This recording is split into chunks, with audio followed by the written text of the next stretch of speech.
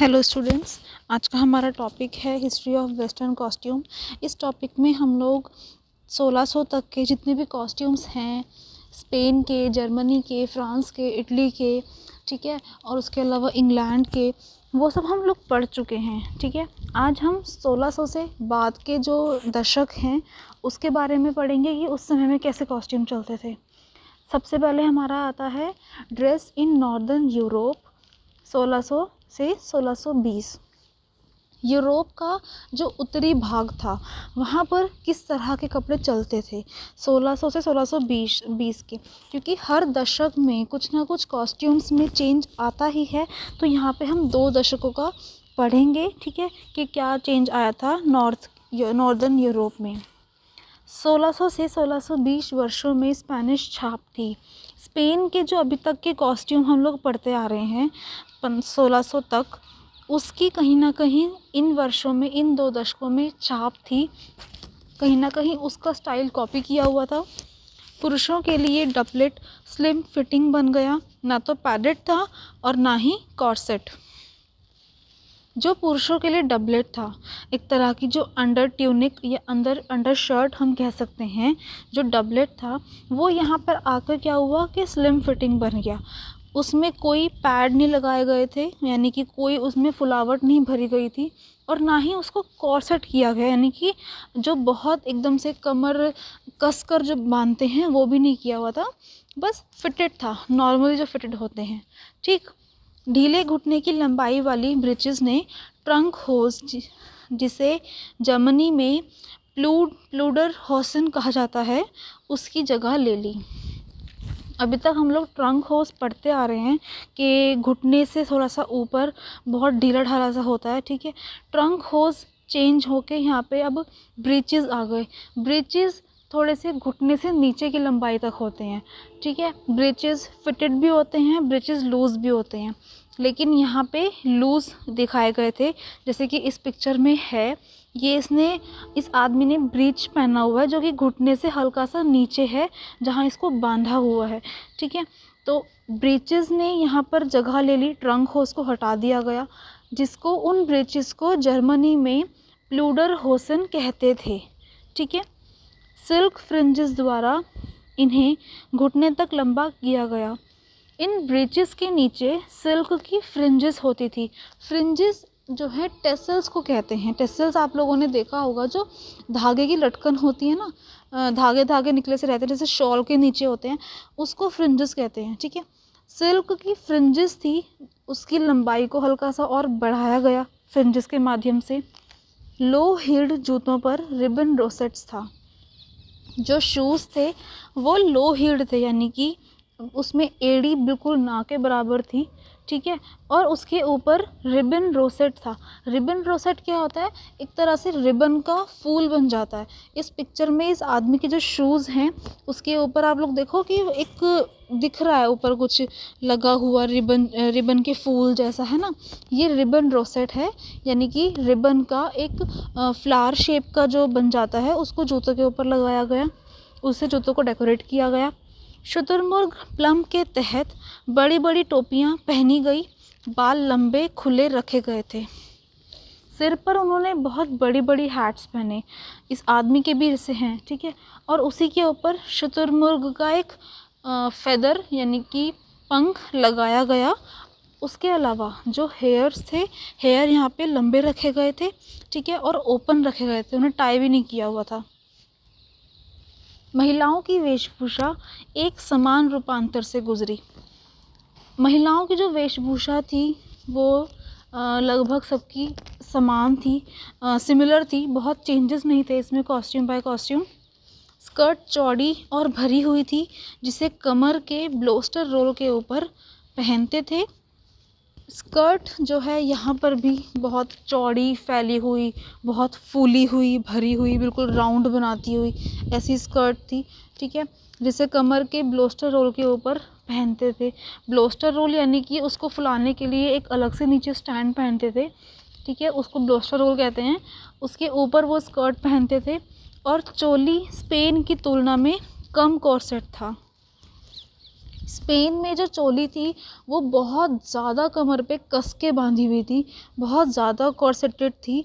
तो स्पेन के कंपैरिजन में चोली जो है थोड़ी सी कम कॉर्सेट थी, टाइट फिटिंग कस के ही बांधी हुई थी, लेकिन थोड़ी सी कम थी स्पेन के कंपैरिजन में। एक समृद्ध अलंकृत बॉडीज़ के ऊपर पहनते थे, एक बहुत ही रिचली ऑर्नामेंटेड, यानी कि बहुत ज़्यादा ज्वेलरी नगों से भरी हुई बॉडीज़ ऊपर से पहनते थे। गद्देदार आस्तीन कंधे तक थे। जो आस्तीन थे, अगर आप देखो तो इन दोनों महिलाओं के जो स्लीव्स हैं वो गद्देदार, यानी कि बहुत पफ्ड पैडेड स्लीव्स हैं और बहुत शॉर्ट हैं, कंधे से ज़रा सी नीचे हैं। ठीक है, इस तरह के स्लीव्स जिनको वो लोग बस कंधे तक ही पहनते थे।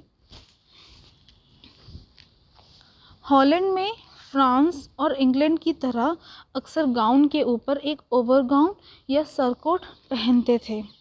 हॉलैंड में, फ्रांस में और इंग्लैंड में, ठीक है, अक्सर वो लोग एक गाउन पहनते थे, ओवरगाउन। ठीक है, मतलब एक नीचे गाउन और उसी के ऊपर एक ओवरगाउन और उसी के ऊपर एक सरकोट पहनते थे, मतलब 3 लेयर, नीचे बेसिक गाउन, उसके ऊपर एक ओवरगाउन थोड़ा सा जड़ा हुआ और उसी के ऊपर एक और सरकोट या ओवरगाउन। इसकी आमतौर पर कोई आस्तीन नहीं थी, स्लीवलेस होता था ये गाउन, क्योंकि जो नीचे वाला गाउन था उसकी ऑलरेडी स्लीव्स थी, मतलब एक अंडरगाउन की स्लीव्स, एक ओवरगाउन की स्लीव्स, उसी के ऊपर एक और ओवरगाउन स्लीवलेस। एक ब्रोच द्वारा कॉलर के नीचे गले में बांधा गया था और सामने से खुला था। जो हमारी ये फर्स्ट इमेज है, इसका आप देखो कि कॉलर पे बस एक ब्रोच लगाया हुआ है, ठीक है, उसके द्वारा इसको बस गर्दन पे बंद किया हुआ है, उसके नीचे ये पूरा का पूरा खुला हुआ है सेंटर फ्रंट में। सेंटर फ्रंट आप सबको पता है क्या होता है अभी तक। हॉलैंड में ब्लेगर कहा जाता था, फ्रांस में मार्लोट कहते थे और इंग्लैंड में रोपा। ये जो ओवरगाउन है जिसकी जो स्लीवलेस है और आगे से एक बस ब्रोच के माध्यम से इसको बंद किया हुआ है, बाकी सारा का सारा ये सेंटर फ्रंट से ओपन है, इसको हॉलैंड में ब्लेगर कहते थे, फ्रांस में इसको मार्लोट कहते थे और इंग्लैंड में इसको रोपा कहते थे। 1615 के बाद फेमिनिन सिल्हूट स्पष्ट रूप से बदल गए, बहुत स्लिम और एलिगेंट हो गए। 1615 के जो वर्ष थे, जो वो वाला टाइम पीरियड था, उसके बाद जो फेमिनिन सिल्हूट थी, सिल्हूट यानी कि एक तरह के एक बॉडी की आउटलाइन, ठीक है, जो फीमेल्स की आउटलाइन थी, जो फेमिनिन सिल्हूट थी, वो चेंज हो गई, बिल्कुल बदल गई। अभी तक हम लोगों ने पढ़े कि गाउन्स बहुत नीचे से फूले हुए थे, इवन तक कि वो अलग से एक फ्रेम पहनते थे ताकि उनका गाउन बहुत फूला हुआ रहे, लेकिन अब क्या हुआ, फेमिनिन सिल्हूट स्लिम और एलिगेंट हो गई, यानी कि गाउन अब जो है थोड़े से पतले हो गए, ठीक है, और बहुत एलिगेंट यानी कि बहुत क्लासी, बहुत सुंदर लगने लगे। पुरुषों की शैलियों के साथ स्पेनिश रूप पूरी तरह से गायब हो गया। फीमेल्स का भी स्टाइल चेंज हुआ, ठीक है, गाउन स्लिम और एलिगेंट हो गए, पुरुषों का भी स्टाइल चेंज हुआ और इसी तरह से जो स्पेनिश छाप थी वो लगभग गायब ही हो गई। खासकर स्टिफेंड स्कर्ट, यानी कि स्टिफेंड मतलब कि जो बिल्कुल खड़ी हुई और कड़ी स्कर्ट, जो अभी तक हम पढ़ते आ रहे हैं, बहुत फूली हुई स्कर्ट्स, ठीक है, मतलब जो स्पेशली स्पेनिश स्टाइल की वो स्कर्ट्स थी वो गायब हो गई। रफ्स अभी भी बड़े थे, जो अभी तक हम लोग रफ़ल्स पढ़ते आ रहे हैं, बड़े बड़े रफ़ल्स, अभी भी रफ़ल्स वही के वही सेम थे। लंबी टोपियों को कैम्ब्रिक कैप के ऊपर लगाते थे, ठीक है, कैम्ब्रिक कैप एक अलग से पहनते थे, उसी के ऊपर एक लंबी लंबी टोपियाँ अलग से पहनते थे। एक डच परिधान जिसे फ्लैंडर्स और नॉर्दर्न जर्मनी में भी देखा जा सकता है, फ्लैंडर्स भी एक कंट्री का नाम है और नॉर्दर्न जर्मनी यानी कि जर्मनी का उत्तरी हिस्सा, ठीक है, एक डच परिधान था, उसको यूक कहते थे, ठीक है, इसको नॉर्दर्न जर्मनी और फ्लैंडर्स में देखा जा सकता था। यह एक वॉल्यूमिनस घूंघट या केप था जो अक्सर सिर के ऊपर एक वायर फ्रेमवर्क पर था। ये जो यूक है, ठीक है, ये एक वॉल्यूमिनस यानी कि भरा हुआ घूंघट था जो एक वायर के फ्रेमवर्क में लिपटा हुआ था, सिर के ऊपर पहनते थे और उसके बाद ज़मीन स्तर तक नीचे गिरती थी। जैसे क्रिश्चियन के जो गाउन होते हैं, ठीक है, उनकी जो वेल होती है, उनके जो घूंघट होते हैं वो पीछे तक लटके होते हैं, बिल्कुल ज़मीन तक, ठीक है। इसी तरह के एक यहाँ पे सर के वेल की बात हो रही है, घूंघट की बात हो रही है, जो कि बहुत वॉल्यूमिनस था। फ्रेम में उसको लगाया हुआ था एक तार के फ्रेम में, ताकि उसकी शेप एज इट इज़ रहे, ठीक है। उसके बाद वो ज़मीन तक लंबा था। कुछ डिज़ाइनों को एक फ्रेम के बजाय टोपी से जोड़ा गया था। उसमें कुछ डिज़ाइंस ऐसे भी थे जिनमें ज़रूरी नहीं है कि उसको फ्रेम से ही उन्होंने अटैच किया हुआ है, उसकी जगह पे उसको टोपी से भी अटैच किया हुआ था। मतलब एक टोपी पहन ली, उसके ऊपर जो वो घूंघट है, जो वेल है, वो पहन ली, ठीक है। कुछ महिलाएं उसको वायर के फ्रेमवर्क के अंदर पहनती थी और कुछ महिलाएं उसको टोपी के ऊपर पहनती थी। सिर्फ़ और सिर्फ उनका एक बेसिक रीज़न ये था कि वो वेल, वो जो घूंघट है जो ज़मीन तक लटकी हुई है, वो अपनी शेप में रहे, ठीक। डिज़ाइन क्षेत्र से क्षेत्र में काफ़ी भिन्न थे, एरिया टू एरिया, ठीक है। जो डिज़ाइंस थे वो अलग अलग थे थोड़े से। जैसे जर्मनी में कॉस्ट्यूम वही है लेकिन थोड़ा सा उसमें चेंज आ गया। उसके बाद फिर इंग्लैंड में कॉस्ट्यूम वही है लेकिन थोड़ा सा चेंज आ गया। इटली में कॉस्ट्यूम वही है लेकिन थोड़ा सा चेंज आ गया। क्षेत्र बाय क्षेत्र जो डिज़ाइंस थे उसमें कुछ कुछ डिफरेंसेस थे, ताकि वो अपनी कंट्री को, अपनी सिटी को रिकॉग्नाइज कर सकें, ठीक।